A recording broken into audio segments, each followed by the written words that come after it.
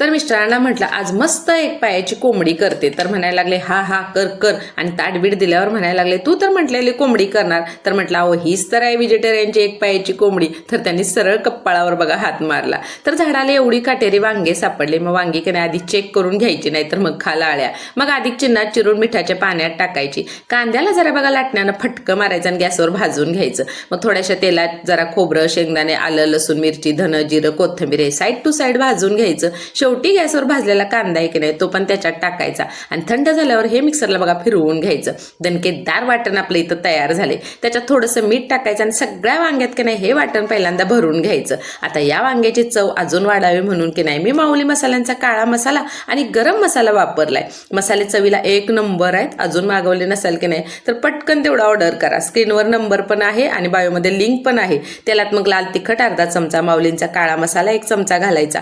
कोथिंबीर घालायला अजिबात तेवढी कंजूसी करायची नाही बघा. भरलेली सगळी वांगी घालायची, राहिलेलं दणकेदार वाटण घालायचं आणि 5 मिनिटं झाकण ठेवायचं. जरासं उलटं पालटं करायचं आणि मग जेवढं हवं की नाही तेवढं बघा गरम पाणी घालायचं. वरून माऊलींचा गरम मसाला घालायचा अर्धा चमचा आणि झाकण ठेवून की नाही भाजी शिजवून घ्यायची. तर खरं सांगा हो ही एक पायाची कोंबडी तुमची पण फेवरेट आहे की नाही. चला आता पटकन तेवढं सबस्क्राईब करा.